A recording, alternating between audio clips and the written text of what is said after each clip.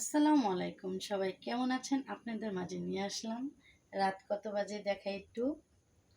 এই যে 12টা চলতেছে বাজে। তাই ছেলে মেয়েরা 11 দিন করে বন্ধ পাইছে।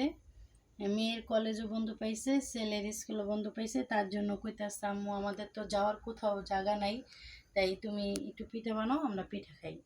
তাই এই রাত্রে এই যে দেখেন পাটিসাপলা পিঠা আমি একটু লাল লাল করছি, ঘি দেওয়া বাচ্ছি তো, যার জন্য একটু লাল লাল হয়েছে। আর এই যে অদিনে ভাপা পিঠা, ভাপা পিঠাটা বানাইছি। ঘরের ভিতরে কেউই খায় না, আমার পছন্দ, তাই আমি ভাপা পিঠা বানাইছি।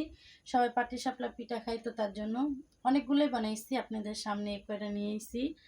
আর আপনারা অবশ্যই জানাবেন এই পিঠাগুলা খেতে কীরকম মজা লাগে।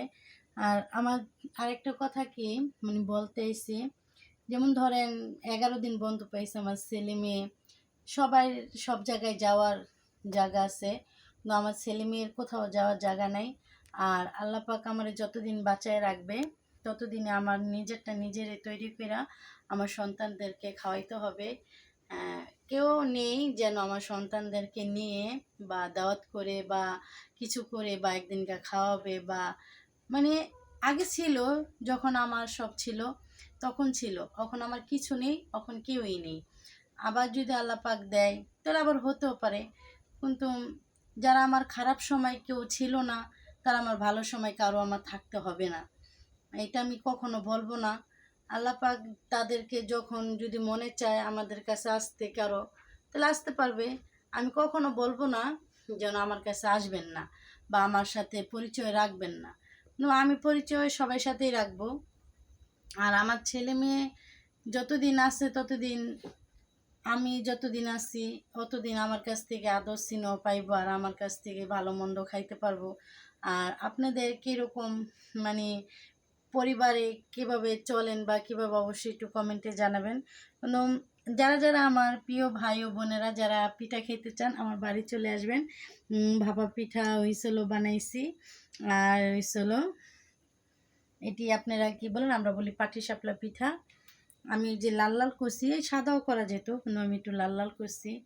আর আপনারা সবাই আমার ছেলে মেয়ের জন্য দোয়া রাখবেন। আমি সকল পৃথিবীর যত ছেলে মেয়ে আছে, যত মানুষ আছে, সবার জন্যই দোয়া করি। আল্লাহ পাক সবাইকে নেকি বান্দা বানাও, সবাই ইমানদার বানাও, সবার সাথে সবাই সুসম্পর্ক ভালো রাখুক। রক্তের সম্পর্ক ছিল সব থেকে ছিল মেন সম্পর্ক।